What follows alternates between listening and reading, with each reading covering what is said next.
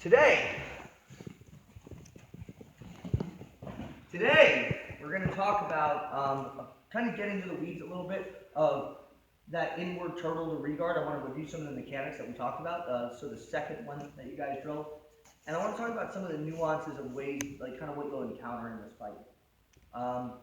So let's just touch up for a second. We went over this in pretty extensive length on the first class last Monday. But I just want to touch up on some of the nuances. So first and foremost, just reviewing the mechanics of the movement. I'm here on my side, and it really it's not so much like you static have to be on your side. It's just like you're going to end up on your side. So whether I was here and I went to it here, I was flat and I turned into it, the ultimate thing is I'm getting to my side, I'm getting one elbow behind me. So what I want to think about is if like the way I explained it in the first class was almost like I'm doing like a kata or something. So my hand wants to go hip deep. So I'm here. My elbow should be as a sort of kickstand behind me. This creates a nice wedge because, and this will be important as for the dynamics we'll get into in a second, is actually Ken, correct me for a second. You would ever push me over at this shoulder? No. Push me over. Good. So I get like this kickstand, which is going to be very important in a minute, but this is what this is doing, right? Functionally, this is a kickstand, okay? This is a post. You can back up now. Thank you, sir. Appreciate it. So I'm here, kickstand, forehead. So, what? It was good. It was good pushing, right? Kevin, guys? Yeah? All right. So here, I'm forehead posted, right? I want my knee to be kind of parallel with my hip and my toes dug into the floor. Now, I have stupid flexible ankles, so I can do this and literally have my toes facing a different direction as my knee. You don't need all that. It helps, though.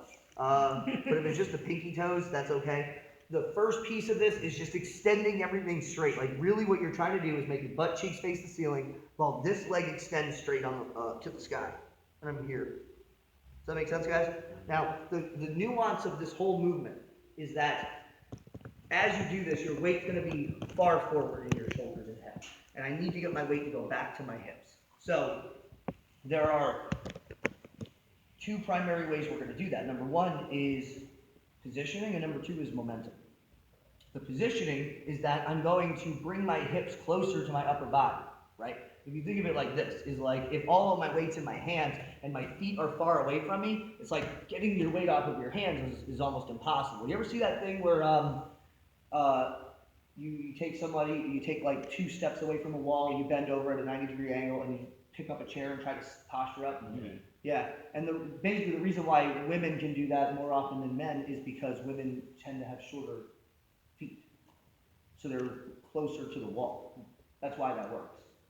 At least one of the reasons why. Also, their weight tends to be lower rather than up high on the shoulders.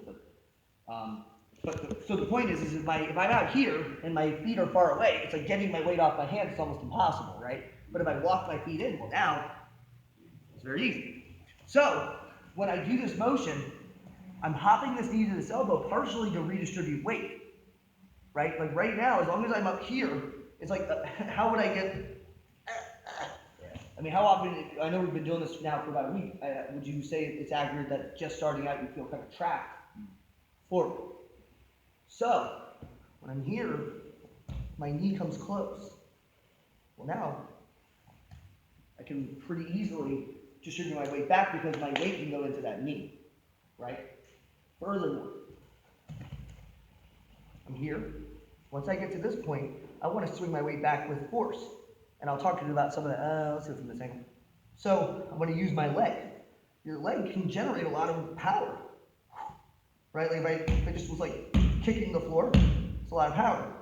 I'm going to do that and push off of the floor to take me backward. We have one thing left that we must identify, which is that if I do that and I don't move my leg out of the way, I'm going over my own leg. So you'll naturally drop to the hip, which I won't go into the weeds of this, but as we talked about on Wednesday, falling to the side is doomed. We don't want to fall inside. We need to go back. So if I'm up here and my foot is behind me, anatomically, is my foot going to go that way? No. Where's it going to go? This way. So I'm here. It doesn't have to be fully in there. I just need to clear the path enough that I can go back. So all together, I'm here, I'm here, I'm here. I almost automatically bring that foot in when I hop. But even if I don't, I can windshield wiper it in, or I can swing them both and kind of rotate off the outside of my knee. Now, the thing about this movement, so that's basically the mechanics of this, just as a review. We talked about a pin for the kickstand. Let me grab you, please.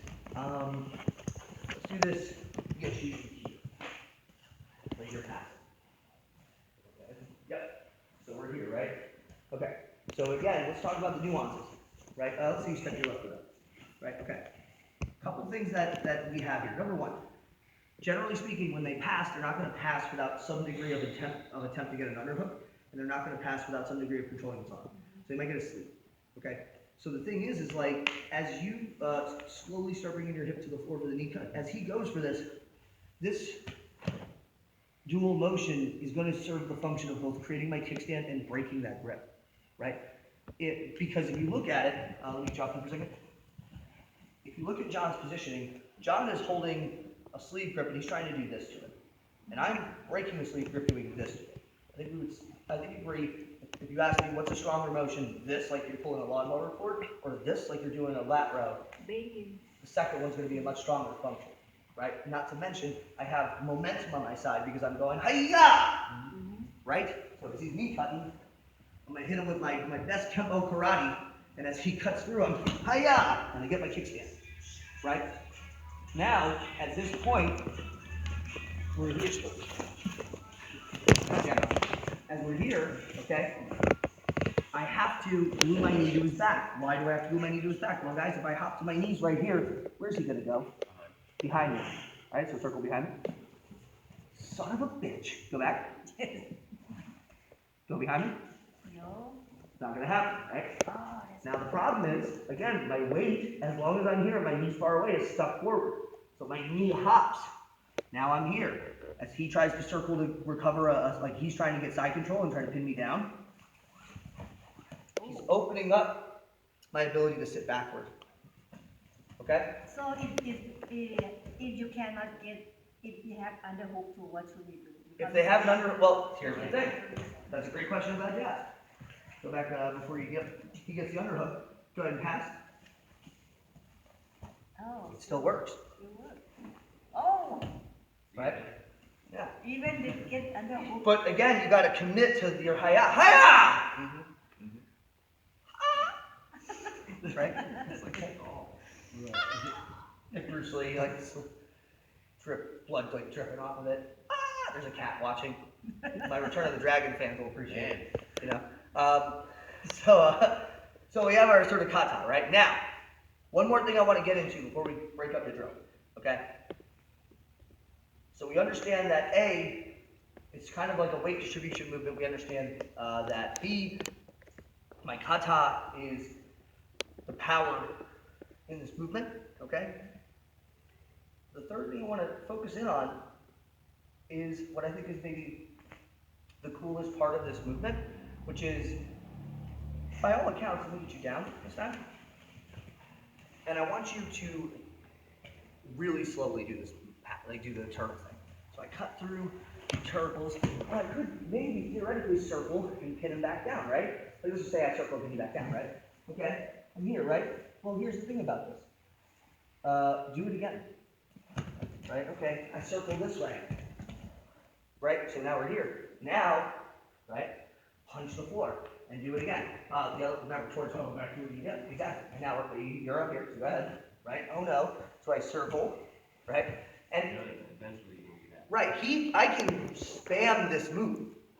So if I have you on top, we're here. So you knee cut, right? I cut top. Boom, let's say you circle over my head. So as I circle down, right, you're smashing me into side control. Keep going. Right? Right, keep going.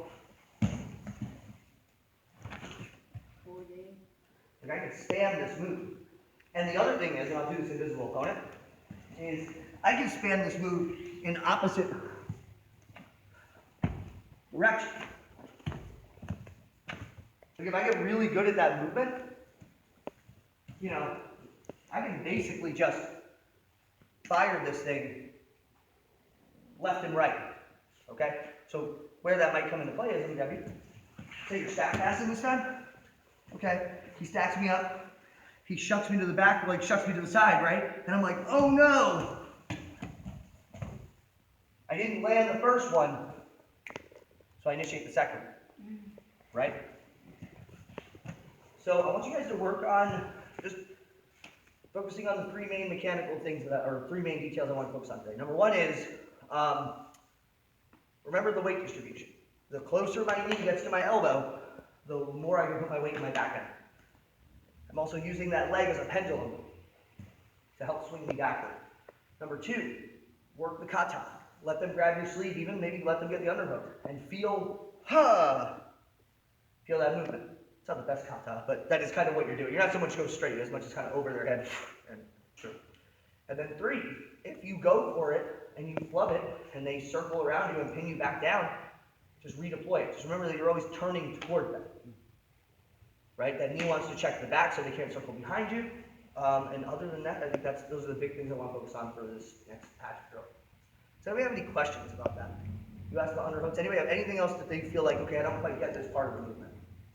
No? All right, let's go ahead and hurry up. 1, 2, 3.